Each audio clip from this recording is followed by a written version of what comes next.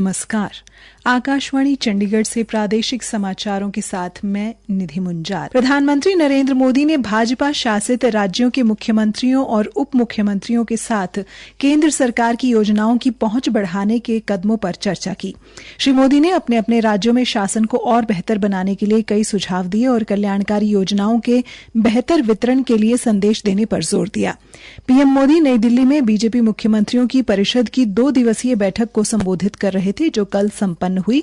बैठक का उद्देश्य शासन प्रथाओं और कल्याणकारी पहलों की समीक्षा करना था।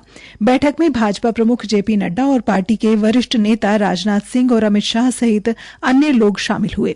प्रधानमंत्री ने यह भी सुझाव दिया कि केंद्र प्रायोजित योजनाओं को बहुत सावधानी से डिजाइन किया जाता है और राज्यों में कार्यान्वयन के दौरान उनके साथ छेड़छाड़ से बचा जाना चाहिए। बैठक के बाद एक बयान में पार्टी नेता विनय सहस्त्रबुद्धे ने कहा कि श्री मोदी ने भाजपा शासित राज्यों में चल रही कल्याणकारी योजनाओं की संतृप्ति कवरेज सुनिश्चित करने की आवश्यकता पर जोर दिया और कहा कि उन्हें सुशासन के उदाहरण के रूप में देखा जाना चाहिए। प्रधानमंत्री ने विकास कार्यक्रमों और अन्य प्रयासों में जन भागीदारी पर अधिक जोर देकर देश की अर्थव्यवस्था को $5 ट्रिलियन तक ले जाने के प्रयास करने की भी बात कही। पेरिस ओलंपिक में भारत को पहला पदक मनु भाकर ने दिलाया है। 10 मीटर एयर पिस्टल इवेंट में उन्होंने 221.7 अंक के साथ कांस्य पदक अपने नाम किया। मनु भाकर निशानेबाजी में पदक जीतने वाली पहली महिला खिलाड़ी बनी है।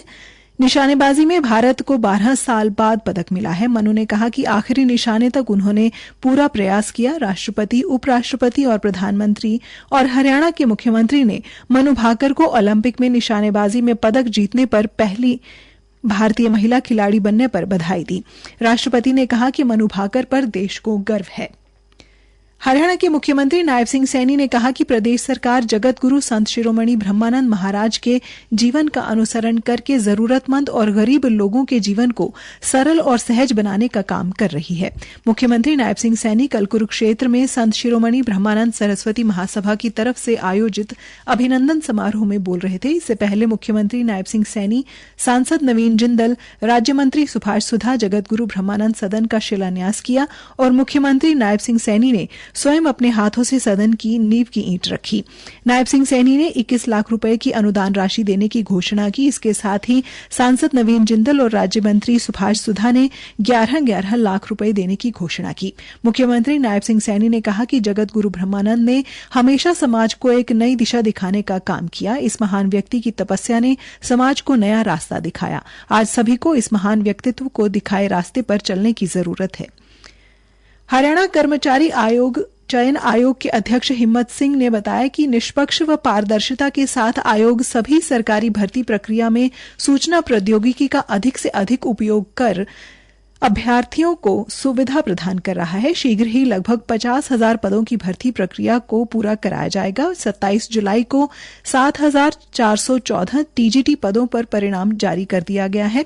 जो ही सरकार से विभागों में खाली पदों के बारे में आयोग को अवगत कराएगी, उसी के हिसाब से पदों की भर्ती प्रक्रिया का विज्ञापन प्रकाशित करवा दिया जाएगा।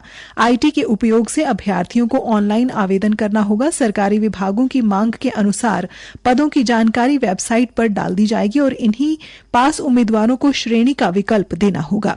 हिम्मत सिंह ने बताया कि आवेदन पत्र देने का समय किसी भी कार्य दिवस को प्रातः 9:30 बजे से लेकर दोपहर 1:30 बजे तक, दोपहर 2 बजे से लेकर 4:30 बजे तक का है।